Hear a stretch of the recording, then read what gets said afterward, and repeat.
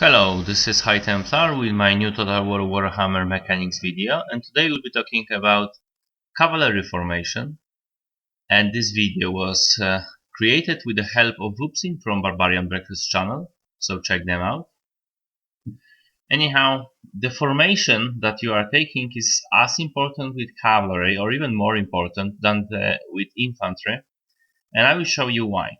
Well, let's start with some basics. If this is standard Empire Knights formation, that is 5 ranks deep, but not as wide, and I'm attacking with my knights with the very wide formation.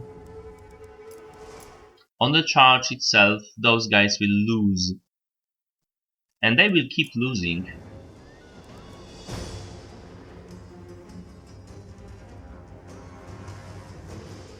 In prolonged combat, the difference will be made less and less apparent, but at the time they break,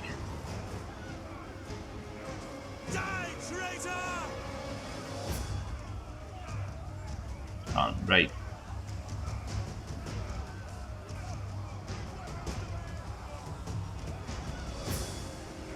Yep. At the time they break, there is still 2200 health left on the Empire Knights, but there is 33 Empire Knights left alive in this formation. So this is shock cap versus shock cap, and you obviously want to provide as much of a front for the enemy as possible. So you might want to ask if this is true for the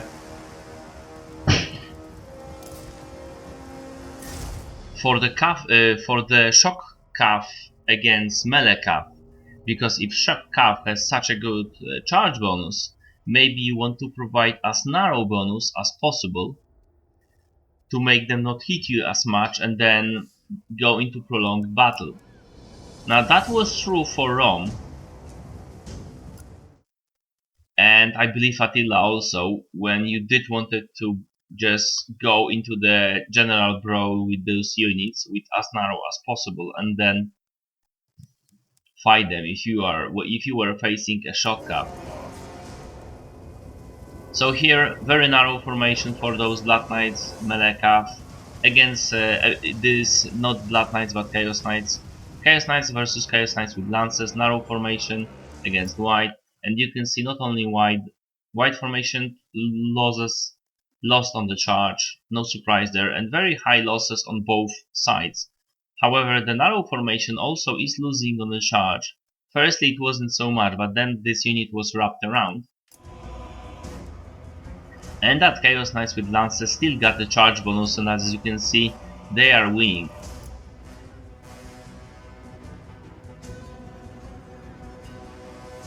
And even though melee cap is doing very well in the prolonged combat, they do have no chance to round it like that when they lost so much health on the charge. Whereas those guys in the white formation did win, and decisively at that. So is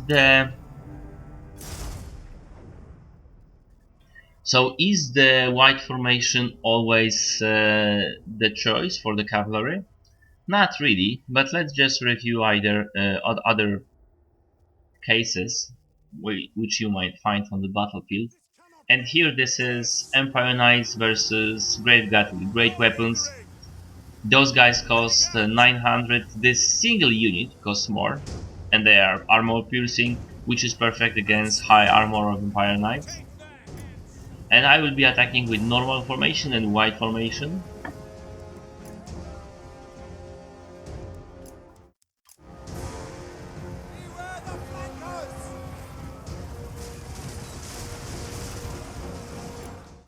After the charge, this unit, this is 7500, they used to be 83, so pretty good charge damage, but this unit lost a lot more. It's only 7200 health left compared to 75, 300 more, and this unit also lost 300 health. on the charge, and no damage on either of the cav units, or almost none. However, because those guys will be trapped behind the enemy lines where you want to retreat, when retreating, this unit will actually 5700, 5600.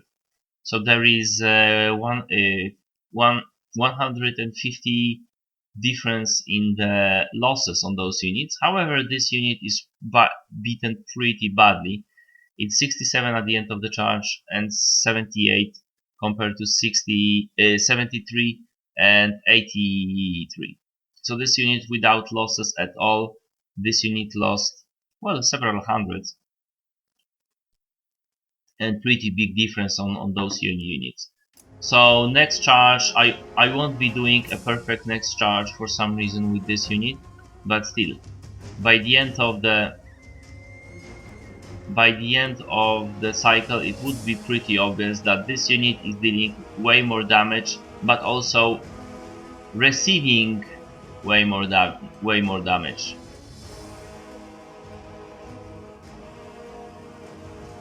Right now this unit 2600 and this unit 2900 and some. However, as you can see, there is enormous difference in what damage those units did, even though that unit made a very bad charge at one point.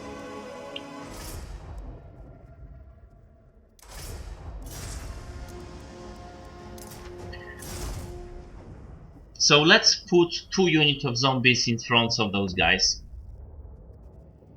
and see how this pattern will change. Firstly, I won't be using stand-up formation. I will do as wide as possible and as narrow as possible.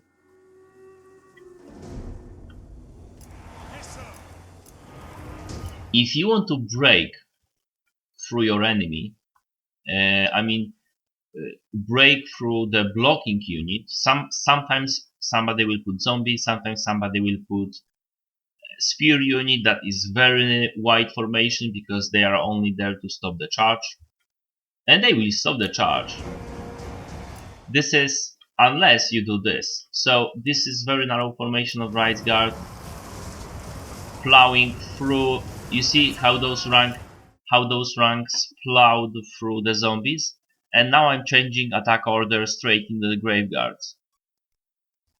This unit, we will see in a moment, and this unit charged the graveguards and made them flying basically. This is dangerous because those zombies will be attacking my guys, but those are zombies. Whereas this unit was absolutely stopped by the zombies and they didn't even make all the way through. This unit only made through going outside of the flanks, but didn't do any damage to the graveguards. They were stopped completely. This unit did some damage to the graveyard, not that great, but if you want to break, if there is no enemy directly behind your the blocker unit, the Mitchell unit, or there is archers, or you can just go through the archers and then come back. At the you can be behind the enemy lines, break through and go behind the enemy lines. Here my unit is returning, but you can see, because on return, if they got trapped and those graveguards will start attacking them and the zombies will block them, they will receive quite some damage, unfortunately. But would that be unit of, say, Bretonnian archers? They could go through the spearmen, through the Bretonnian archers, and will be able to come back. Anyhow, there is some more benefits from the narrow formation, and this is maneuvering, and this is very important because you don't want your knights to be caught on the battlefield. So here, this is AI using Bretonnian Knights of the Realm on normal formation, and I'm using Goblin Spears, which doesn't have a bonus versus large, so they are just a mid-shield unit, and I'm using them very wide, because my enemy is using standard formation, so, you know, whatever. Charge in the side, counter-charging with Biguns. They did slightly got through and into my Goblin Archers, but killed like 8 of them, or 10, doesn't really matter.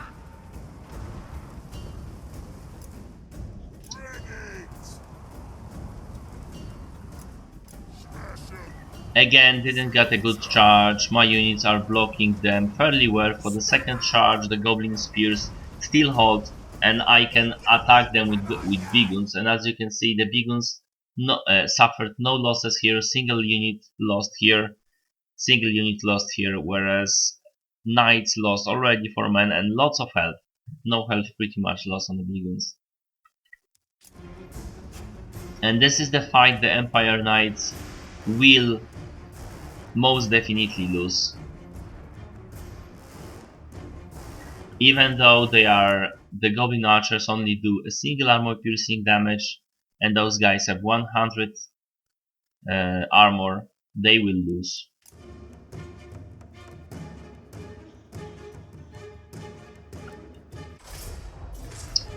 And this can be seen clearly here. And they don't really have an opportunity to maneuver so greatly, although they should charge those archers. But that's not really the point. The point is, if you are using narrow formation, you can go around your enemy faster, avoid being caught by the other units, and basically narrower. If you go narrower, if you go closer to your enemy, your guys will tire less also. So let's try something like that. Let's try a feint charge on my enemy. Fewer arrows wouldn't do that much damage on such a high armor. Those guys are trying to catch me, but won't be able to due to the narrow formation. And this is another narrow formation here. I could switch to wide formation just before the charge, but I won't. As you can see, those guys are going fairly narrow themselves. Here another unit. These goblins won't be able to catch them, and because my enemy is moving here, I can go on a full frontal charge here on those goblins in a sight, and also on these archers. And obviously my enemy will notice that I have attacked the unit so close to them and try to intercept me with the units of Biguns and Goblin and those goblins, and I'm retreating, and I will be able to retreat again, not being caught by this unit, because if I would be attacked, a single hit would be done on my knights by this unit of Biguns. Those guys would stop running away, they will lose a runaway order, and they will engage with those Biguns without a proper charge. And this is something you should never allow basically your enemy to do. So, I mean yourself. Here I'm just trying to break through those archers, just make any charge and then run away.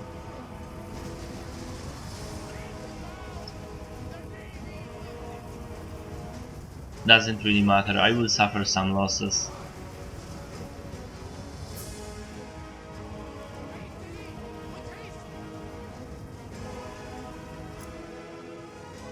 Anyhow,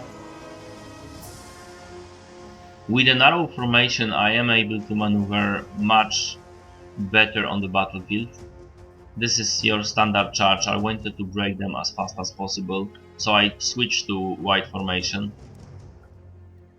And this switching between narrow and wide formation is the key, because for example, cycle charging them from one side from the other and retreating and cycle charging, this is the best way to deal with the unit. And the big guns are actually infantry unit with bonus versus large, but they are dying to my Knights of the Realm. And here the narrow formation, I've stopped caring about my units, and should they have wide formation they would be already caught, but at least single unit of goblins, possibly by this unit of beagons, but now they are able to run away. So this is pretty much it. I hope you like it.